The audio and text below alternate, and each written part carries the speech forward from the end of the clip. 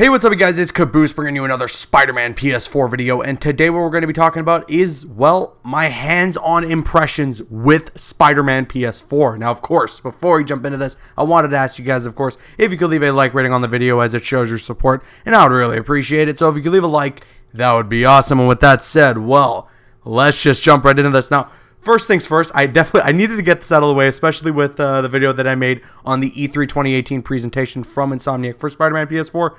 You guys are right, all right? I was riding the high a little bit, and I thought, maybe it's going to be Iron Man. I thought essentially it was going to be someone that comes to the rescue of Spidey, but the more that I thought about it and the more that I rewatched the E3 demo, it definitely makes sense that that person that shows up at the end is probably another villain, whoever that villain is that completes the Sinister Six, whether it be Green Goblin, Dr. Octopus, I don't really know. But that's a different topic for a different video that we will get into at some point. But today we're going to be talking about my overall hands-on impressions with Spider-Man PS4. I got to play it 2 times while I was here at E3, and man, oh man, it is so much fun. Now, the demo that I got to play is actually a demo that I'm pretty sure a lot of you have been seeing going around. You get to free roam around the city a little bit, do like some combat missions and stuff, and then at the end of it, there's a Shocker boss battle. Now, if you want to know nothing about the Shocker boss battle, then when I get to that point, I will let you know, and you can click off the video, but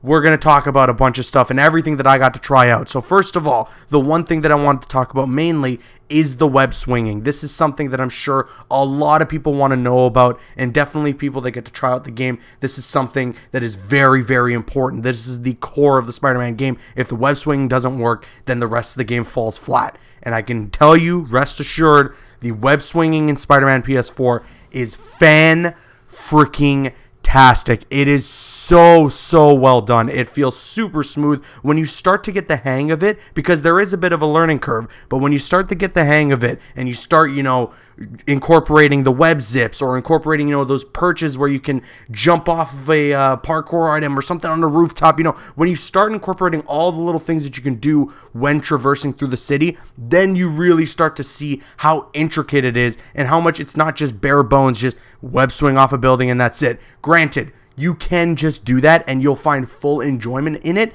but when you start to learn the more advanced ways of going through the city, you're really going to see how much Insomniac passionately put the time into making you feel 100% like Spider-Man. So I gotta give kudos to them. They really nailed the web swinging in Spider-Man PS4. It is so good, and if you want to compare it to Spider-Man 2, honestly, in my opinion, it tops that.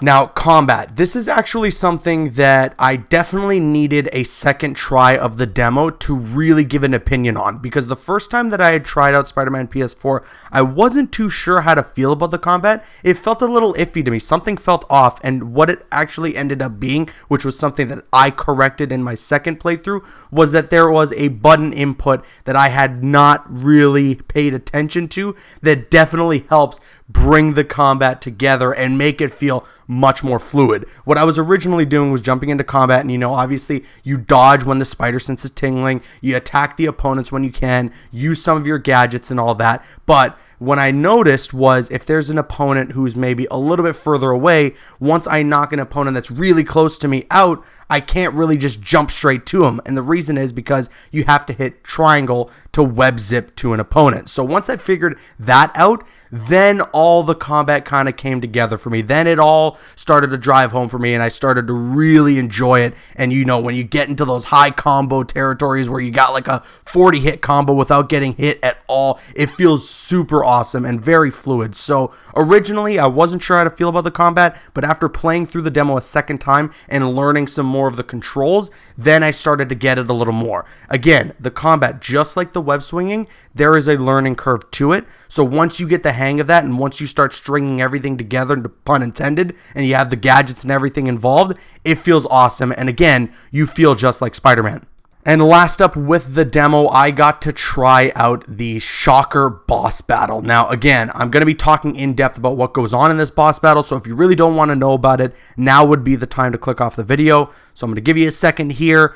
Now I'm guessing if you're sticking around, it's because you want to know more and you want to see more. So with that said, let's jump into it. So the Shocker boss battle was actually just okay. First of all, Shocker's design is awesome. It is so freaking cool. I love his design in this game. And there's also some little tidbits in the cutscene leading into the boss battle that's very interesting about what's going on with the overarching story in Spider-Man PS4. Some stuff that I believe relates to what we saw at the E3 demo with the Sinister Six. But we'll get into that again, another topic for another video. But overall, the Shocker boss battle was a little bare bones. It was very simplistic. What would happen is, Shocker would shoot a blast at you. You dodge it, he shoots a blast at you, you dodge it, and you rinse and repeat that until he tries to jump towards you.